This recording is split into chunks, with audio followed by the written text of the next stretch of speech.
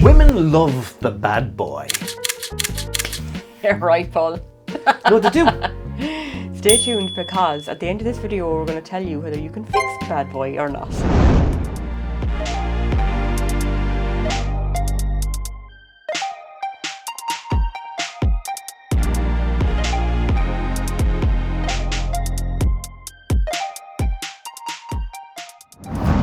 We're the happy headers, and I've noticed that women, they will be attracted to the bad boy, and I honestly think it's a weird thing, isn't it? Like, I mean, I don't know, Paul. I don't know. It's like, I think it's a very primal thing. I think, initially women are going to go for bad boys. Ah, do they? Come on. I think I mean, what would your mother sometimes, say? Like, if you got with a bad boy in the neighbourhood. Like, oh, she wouldn't be happy with that. No, why would she not be happy with that? Happy about that. Yeah, because you're not supposed to. See, girls are primed. They're brought up to be good girls, aren't they? Good girls. Good girls. Be Yeah. nice, be pretty, shut up, say nothing. Wait for your knight in shining armour to come and sweep you off your feet. But he's not the bad boy. Yeah, no, not really. The bad boy has to be very tough.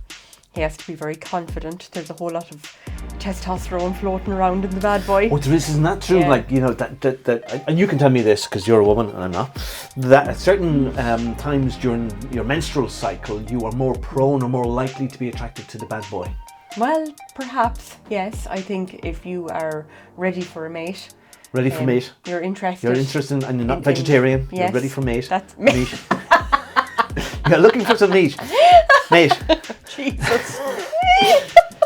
But you are, isn't it like purely a raw sexual thing that you're kind of going, you're looking for testosterone.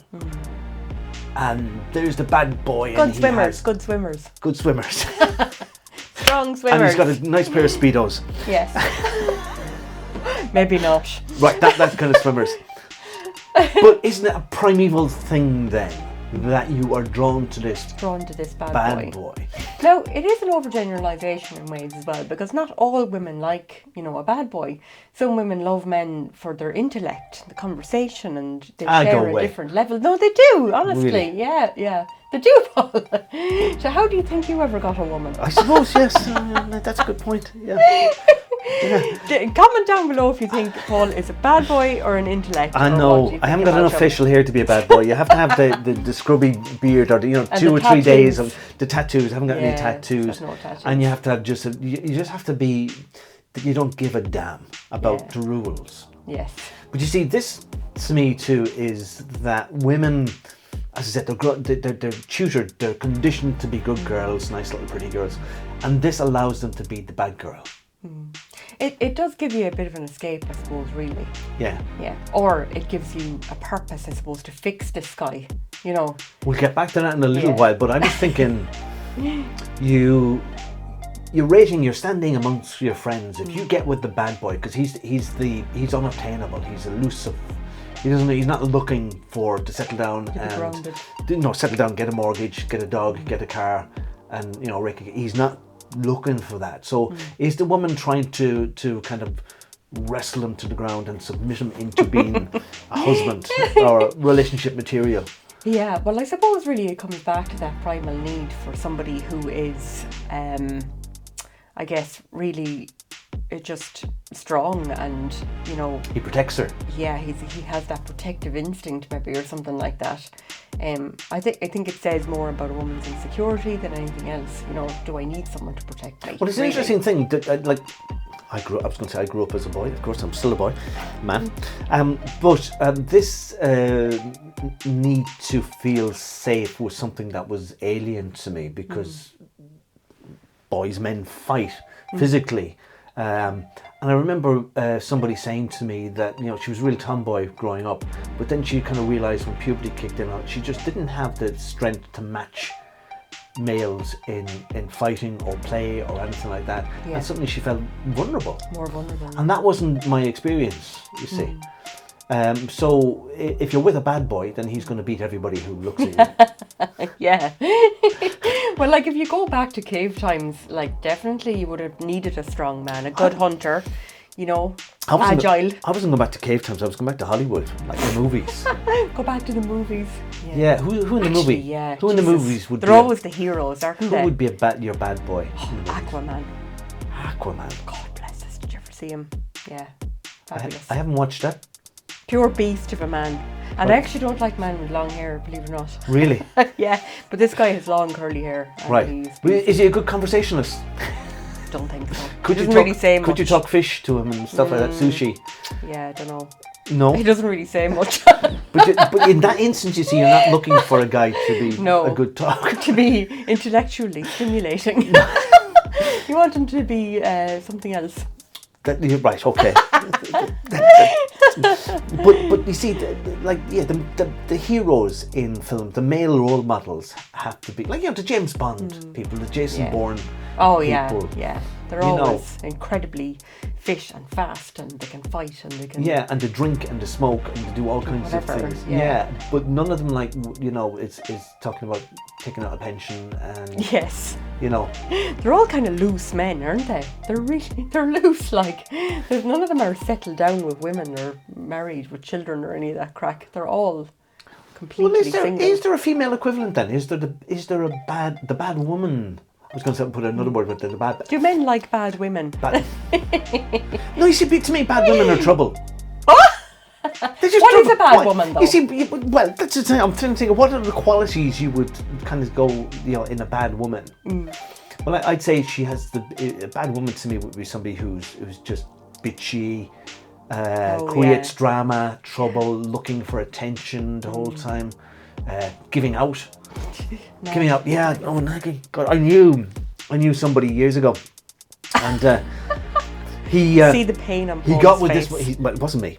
A friend of mine who he got with this bad woman. She was using him. No, the guy wasn't the best looker in the world, so she was using him. He had a little bit of money and stuff, but she would decide, oh, we're going off to Dublin for the day. Yeah. And to go on the train. And then she'd lose him at the railway station. She'd head off with the credit card and she'd go shopping for the day. Without him? Without him. And he wouldn't know where she was. And this was pre-mobile phones and all of that, internet and all of that. And then she'd come back to the station in the evening. He'd still be there. And she'd give out to him for abandoning her during the day. But she didn't want them. Yeah. And she had shopping bags full of designer products and stuff, and his credit card seriously diminished. Oh, God. And she was very bad. Yeah. So he was getting nothing out of that relationship. Why is that? Is that, like, I suppose, when I look back on relationships like that, it's like, oh, is she promising him sex or something like that? Sex. She's using sex to get what she wants. Does that actually work with men, though? Of course. Yeah. Well, everybody likes sex. I wouldn't like it enough to hand over my credit card, though, to somebody and let some them people do max it online. out. Some people do online. There's a whole industry online with people handing over their credit card details for sex or sexual gratification online. But when you're getting with the bad boy, as I said, you're not after the wallet in his pocket. Not really, no. In his trousers.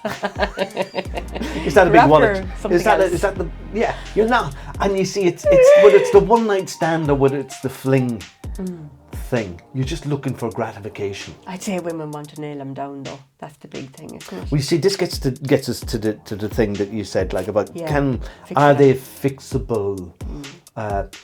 I mean, what happens to bad boy when he gets into his later years?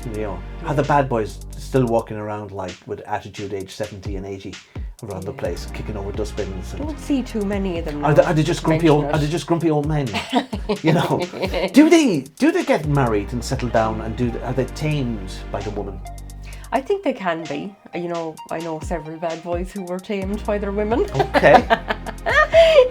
If you think it's you, I happen to have married one.